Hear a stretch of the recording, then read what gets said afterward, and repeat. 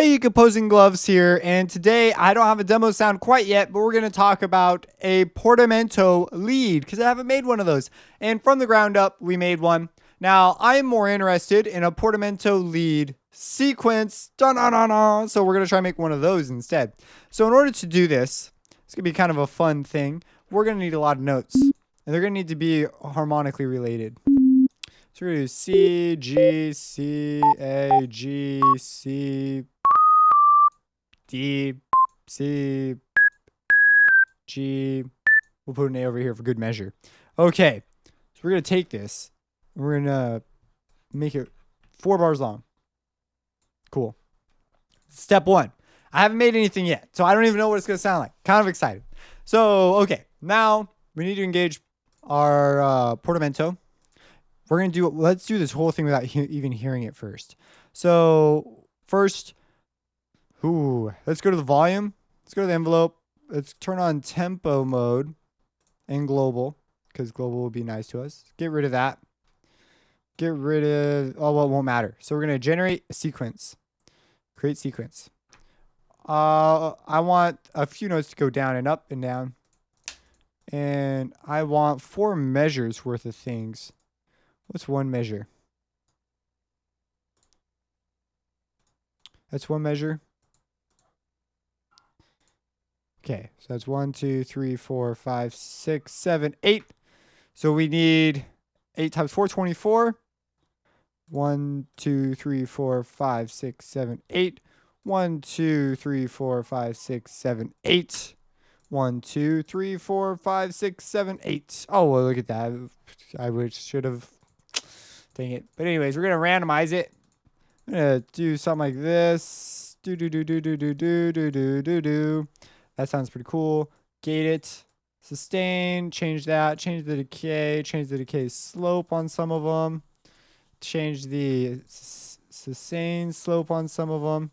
That looks pretty wild. And it's going to look even crazier. So we're going to click accept. Then we're going to go over to the pitch. We're going to turn it on. We're going to go to open state file. There should be one for portamento in here. It's right there. Portamento basic, which is the one we want. Now, what you have just created, and I'm going to sneeze in just a sec. Oh man, that was dramatic. Okay, so you now have a sequence of all these notes that are going to randomly sound, well, not randomly, it's going to be very planned, and a portamento. But to us, we just don't know what it's going to sound like. So here we go.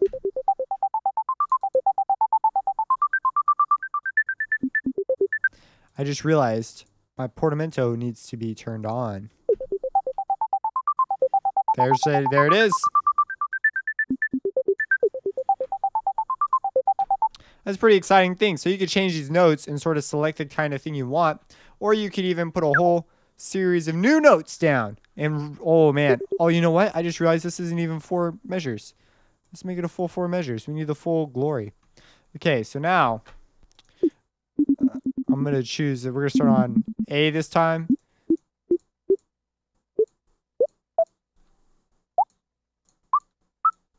All right, let's see. Let's just roll with that. Hey, what the heck? Why are those longer? These ones not. Must have selected pushed a weird note.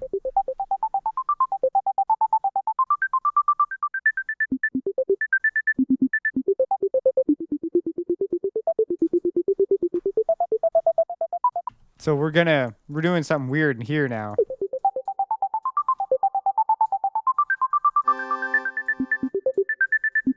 I need to copy my state file over if I want to do it more. So I'm just going to stick to the 1 for now.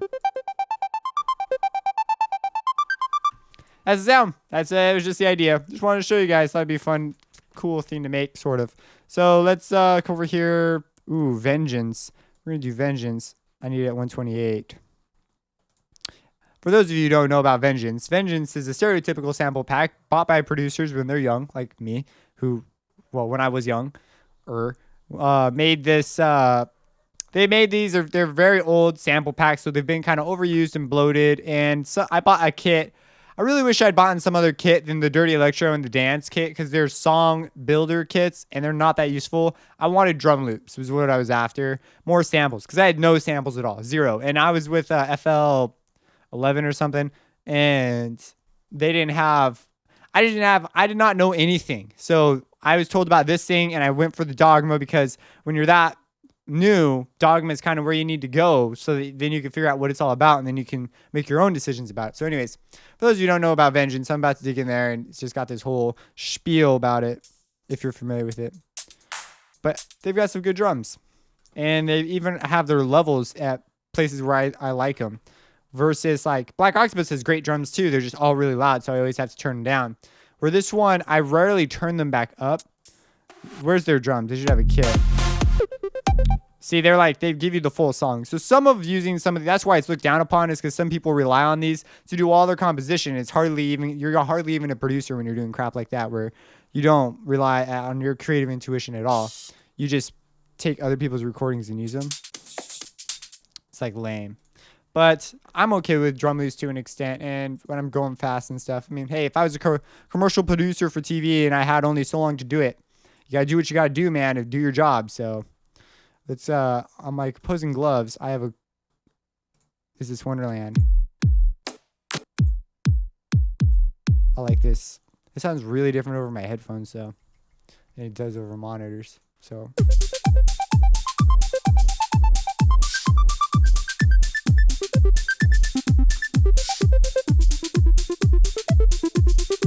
This is corny thing. If you have any questions about this or why it works, go watch my Sytrus from the ground up. Don't ask me. They cover it in that series. Subscribe and have a blessed day. It's an identity property. So the sine wave has some interesting math applications as well, but it's great for using for analysis. So what is it? It is a single graph. So if you go back to like a few videos ago, it's a single graph of a circle. It's essentially, I picture them as right triangles moving in circles because of trigonometry. So I see it a little weird.